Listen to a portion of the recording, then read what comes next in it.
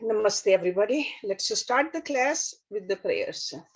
Om Guru Brahma, Guru Vishnu, Guru Devo Maheshwara, Guru Sakshat Parbrahma, Tasmai Shri Guruve Namaha.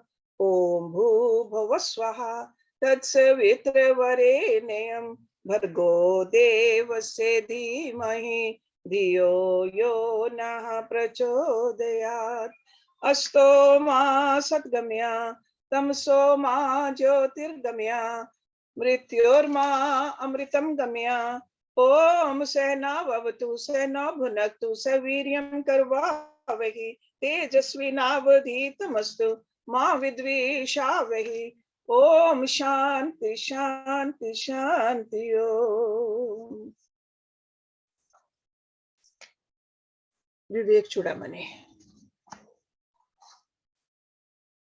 Last week, or a couple of weeks ago, when we were sitting together studying, we were talking about the Pràrabdha karma.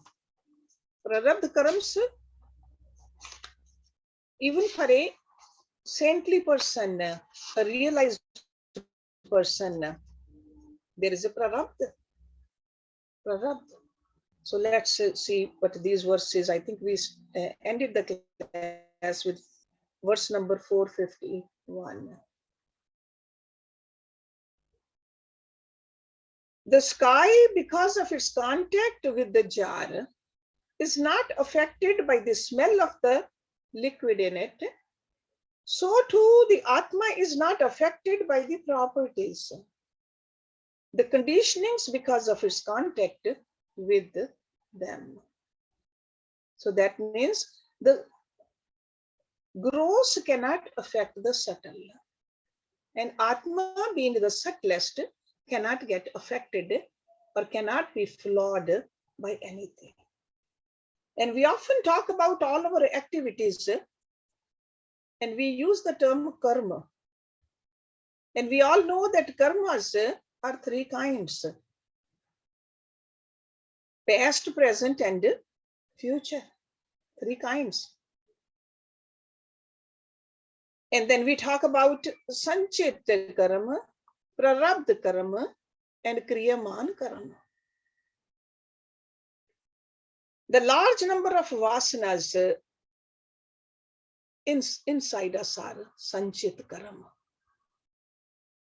Vasanas, those impressions, they are because of the sanchit karma. But only few of the sanchit karams in this lifetime, when we are in this embody, they have ripened into the fruits. So sanchit karam, the ripened fruits of those sanchit karam is called the prarabdha karam. So that means the fruit, those karam, sanchit karam, they have started yielding the fruits. But that doesn't mean that there are no other vasanas in our chit. There is a storehouse of sanchit karam still there. And the agami karam or the kriyaman karam is the future karam, the karam which we are going to do. So sanchit which are acquired in the past, agami is yet to come. But both of these, sanchit and agami, can be destroyed at the moment of realization. So that means they can no longer affect the individual because he has transcended his little identification and has experienced the bliss beyond. And where is the bliss coming from? From identification with the Atma. Because Atma is nothing but a bliss. There's no flaw in the Atma. So in order to explain to us how the karmas do not affect the realized person, the teacher gives this example. In this verse over here, Atma is not affected by the properties, the conditionings, because of its, there's no contact with them, but the Atma. So now this is what we discussed last time. So now let's look at the next verse. Gyan udyat Pràrabdha karam jnanam nashyati adatvaha swafalam lakshyam uddishya srishta vanvat. Gyan udyat, the dawn of knowledge. And this means knowledge of the self. Pura. Pura means before. Pràrabdham, which has performed.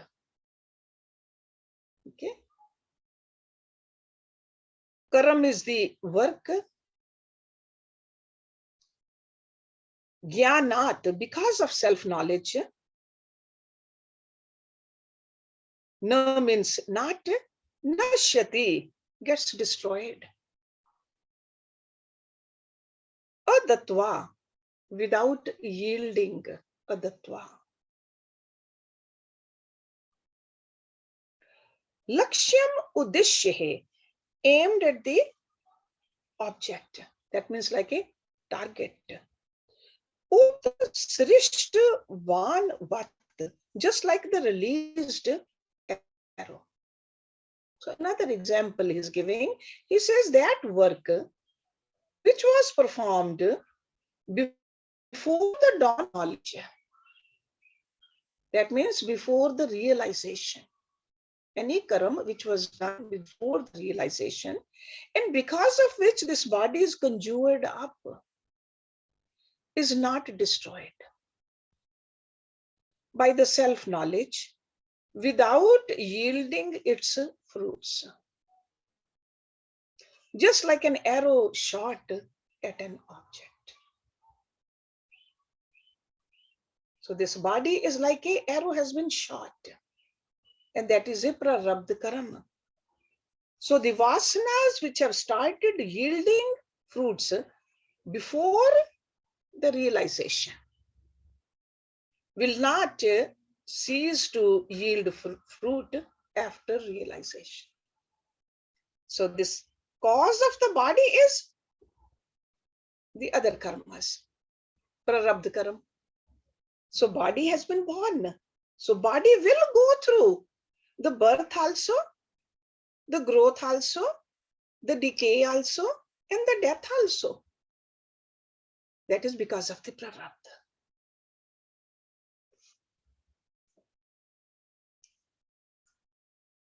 That means this great pilgrimage already got started because of the expression of the past vasanas. But in this body, a person started walking on this path and got realized. And body continues to exist even after the realization. So body has to go through all its experiences because of the past karmas. But the difference between the realized person and the ordinary person is the realized person is not involved in the experiences of the body. So body is going through the experience, but realized person does not get affected by it. That doesn't mean that body will not go through all this. Body will go through the changes, but it does not bother the person, either in a good way or not so good way. So irrespective of the involvements of the subjects, the prarabdha will not end without yielding its effect. So it's like an arrow that has left the bow must reach its target. So when we were taking birth, or when we were in the womb of our mother, that means the arrow was shot. Cannot be changed anymore. There is a birth got to happen. Then all the rest of the whatever follows after the birth will happen too. So this body is the arrow which has already started from the mother's womb. And where is it aiming at eventually? To the death. That's why that famous saying, from the womb to the tomb. That is where we are going. That is the journey of from the womb to the tomb. So in that flight, nobody can stop it. And to make it more clear for our minds, the next verse. Vyagra buddhyaha vinirmuktaho banaha pashat tu gomataho natishtati chinnatev lakshyam vegen nirbharam. Vyagra buddhyaha. Vyagra means a tiger. Thinking it to be a tiger. Vinirmuktaha is shot. So that means it has been sent away. Vinirmuktaha. Banaha, an arrow. Paschat, later. Tu means then. Go mato. It turns out to be a cow. Go. You thought it was a tiger, but it turns out to be a cow. Na tishtati. Na means not. Tishtati means stop. Chinnati. Injures or pierces. Chinnati. Ev means definitely. Lakshyam, the target. Vegain, with force. Nirbharam, fully used. Thinking it to be a tiger, if an arrow is shot in an object, it does not then stop because it turns out to be a cow. It still pierces it with full force because arrow was shot.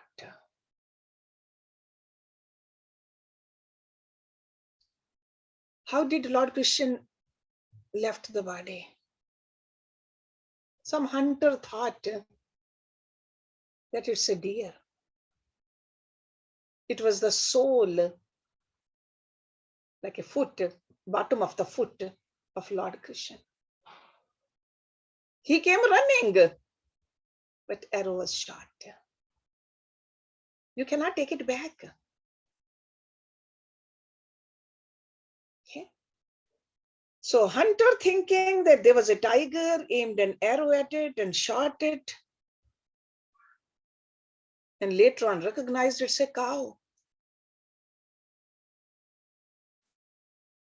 To kill a cow, according to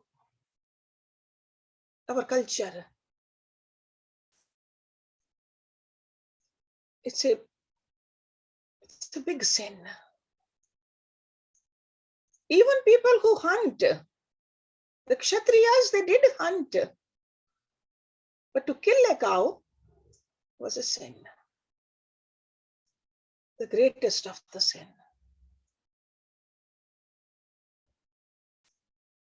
And now what could be done? Because this is a new knowledge, revised knowledge. Even that knowledge cannot stop that arrow. Arrow will hit the cow. So this is what this Pràrabdha is. Arrow has been shot. In the past, thinking that you are the body, you will lose many arrows. Arrows of the thoughts and the desires. Those are the arrows. I want this. Want to have it. Those are all arrows. Then sometimes even in this lifetime, we are going through the suffering and we realize the truth. But the arrows which have been shot, we'll have to go through the consequence of it. So once the thoughts have been wished and willed in a particular direction, they have to take their course and come to manifestation in the given body. No one can stop it. The Agami and the Sanchit can be eliminated, but not the Prarabdha. Okay, just remember that. This is the point he's trying to make. So now, starting with the next verse, he is discussing the Prarabdha and how it works for the man of realization. So Prarabdha is there, body is there, but how does he work it out? Prarabdham balvataram khalu vidam bhogen tasyeksya samyag jnana hutashanena vilyaha prak sanchit agmannam brahm atam ekyam vekshe tanmyata ye sarvada samsita tesham tantriyam te nahi kvachitapi brahmev te nirgunam. Again, Prarabdha means the Prarabdha karam. Balvatram, very powerful, balvat. Khalu, indeed. Vidam, for the realized person. Vidam. Bhogen, by the exhaustion of its fruits. Bhog. Asya means its, Kashaya means negation. Kashaya.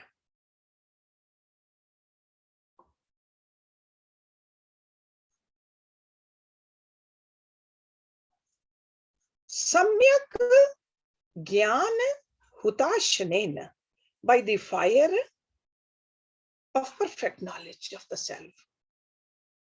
See, Samyak is always very deep, like a perfect. So, Samyak Gyan Hutashanena, by the fire of perfect knowledge of the self. Vilayaha, destructions. It's like a dissolved vilay. Prak Sanchit Agman Nam, Agma Minam. In respect of Sanchit of the past and Agami. Agami Karam. Okay, that is Agami means the future actions. Brahm Atam Ekyam Avikshya, having realized the oneness of Brahma with the self. Tanmetya, identified with it.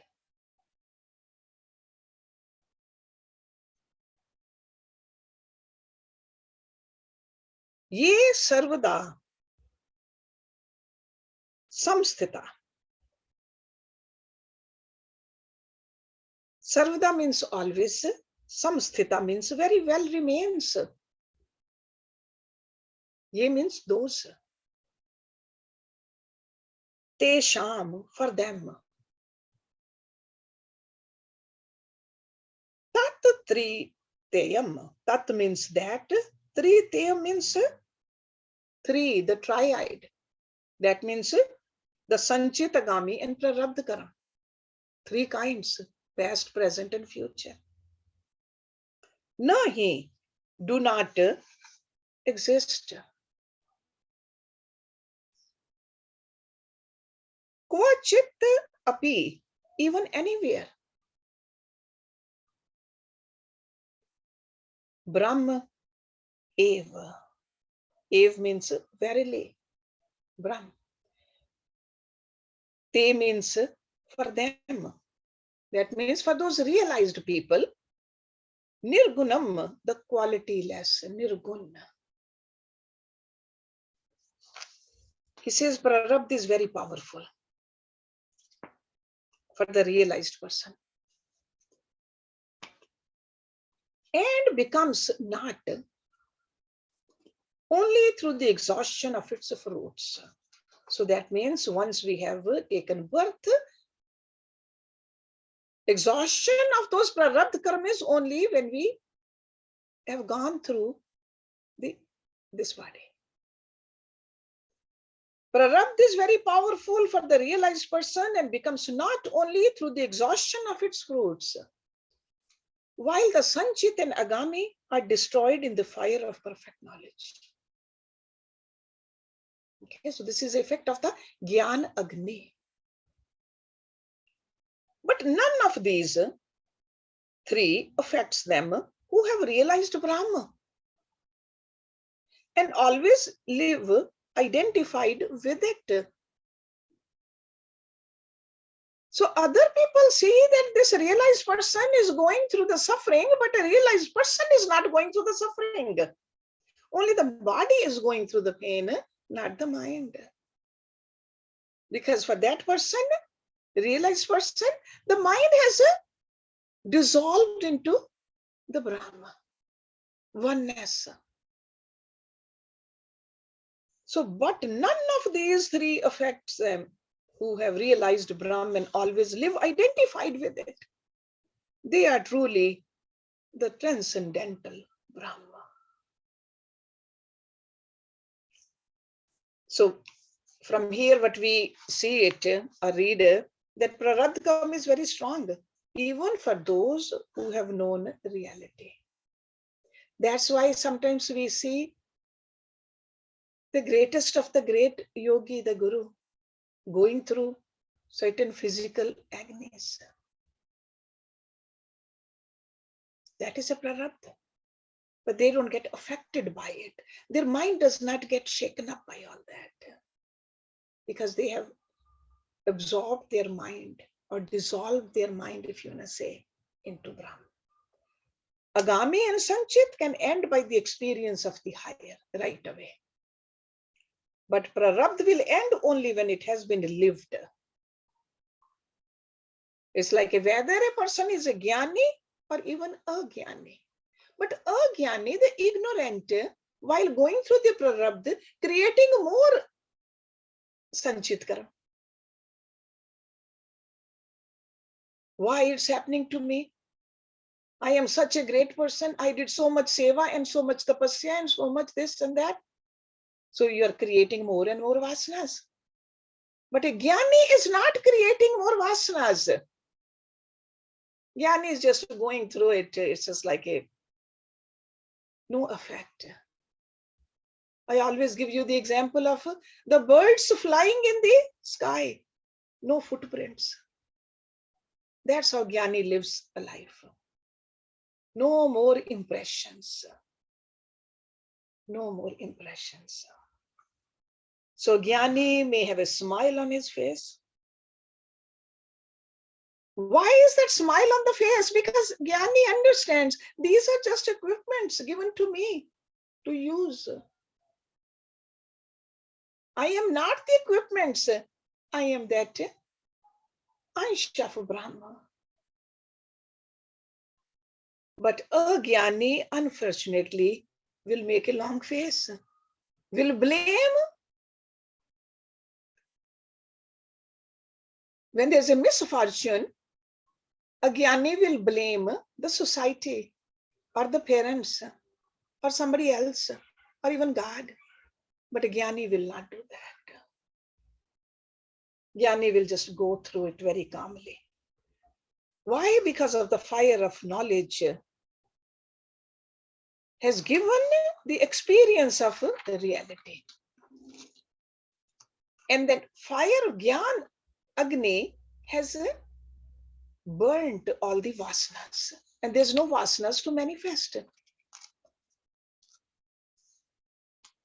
So what he's trying to tell us, because sometimes this question comes to our mind, how come a great person, such and such guru, they go through ups and downs of life? Okay. Another thing we got to learn from here, Brahm and Atma are one and the same. One and the same. So they absorb themselves, tanmyata. That means absorbing, fully absorbing, there and there alone. No more identification with the lower, whether it's a body or mind or intellect. even while going through the Pràrabdha karmas. See, when everything is absorbed into Brahma, then there's no ego. Vasanas can affect only the ego. It affects the ego first, like a wrong identification is called ego. Brahm is absolute, being absolute, it has no properties. So a man of realization becomes himself that Brahm, which has no qualities. Qualities means no sattvikta, rajasikta, or tamsikta. Those are the qualities we are talking about. Nirgun. Nirgun. Next verse. Upadhi tad atmehe vihin kevalam ब्रह्म आत्मन एव आत्मनि तिष्ठतो मुने प्ररब्ध सद्भाव कथा न युक्तः स्वपन अर्थ संबंध कथ एव जागृतः.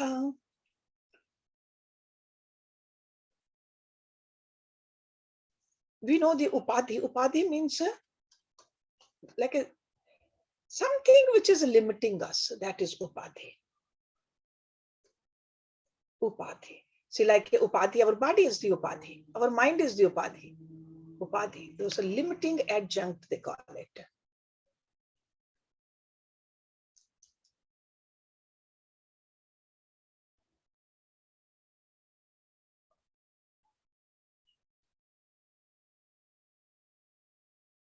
Atmeya, tad atmeya. That means atmeya means the atma. Tad means that. Vihin means absent from. Keval means only. Brahma atmana eva atmani.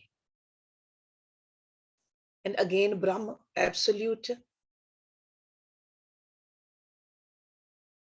Tishtato mune. Mune means the sage. Tishta means remains. He remains in that. So Muni is the sage. Pràrabdha sadbhav katha. The question of the existence of Pràrabdha, na yuktaha, is meaningless. Swapana artha, that is a dream object. Sambandh katha, question of a man having anything to do with the dream objects. Prarabdhas, Swapan artha sambandh katha eva, jagrataha, when he is awakened. So he is taking our mind towards this waking and sleep state which we go through every day. So he says the sage who is ever absorbed in his own self as Brahma, non-dual, and free from limitations. Upadhi tad atmaya. So the sage who's ever absorbed in his own self as Brahma, non-dual, free from limitations, the questions of the existence of Prarabdha is meaningless. Just as the question of a person having anything to do with the dream objects is meaningless when he is awakened. So right now we are conditioned with the upadhis, body, mind, intellect. But when we let go of that, we become only the Atma. Keval means alone, only the Atma without any kind of a limitation.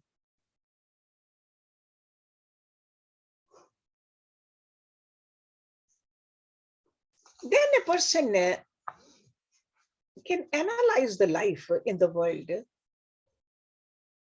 that this is all meaningless. Whatever happens to the body, whatever happening in my thoughts or the desires, those are all meaningless because I am only Atma. Or rest of the layers, they are just only limiting me. And I am Keval, only Atma. And enjoyment or the sorrow because of the Prarabdha is for all the limitations, the body, mind, and intellect, not to the Atma. So there is no effect of it. See, just like in no matter what kind of a dream object we see, when we wake up, we are not worried about it. But even if there was a good dream, you had all kind of opulence in your dream, or you won a lottery in your dream, when you wake up, you know it was just a dream. You just don't keep thinking about it. Or if you're in your dream, some tiger tried to pounce on you, you are not afraid anymore once you are awake. All the sorrows and all the joys in the dream world, we know it was just in the dream. You are not affected by it. The same way when you are realized, when you're awakened, the Pràrabdha karam also does not bother you then. So this is, he's trying to bring our mind towards. So upadhi is, I'm asked to, upadhi term is a technical term. Whatever is limiting us, and what is limiting the Atma? This body, then this mind. So subtle body, causal body, and a gross body, they are all upadhis. Otherwise, Atma is a part of Brahm. There's no limitation on that. So limitations we have put on us with the help of all these. So the technical term, upadhi.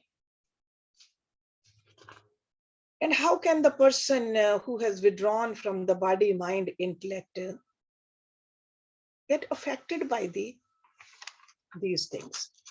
Let's look at the next verse.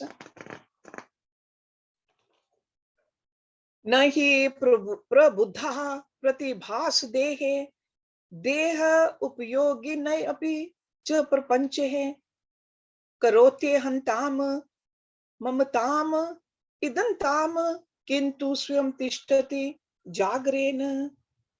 Na means not, he means indeed or certainly. Par Buddha, who has awakened, par Buddha, pratibhas dehe, with respect to the dream body.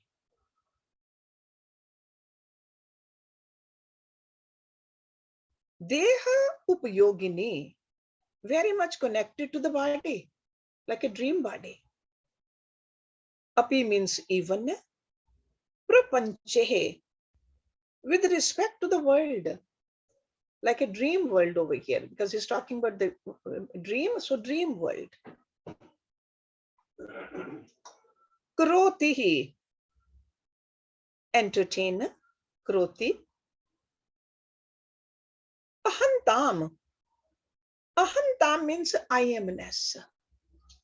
Ahan, like a aham, ahantam, I amness. Mamtam, mineness,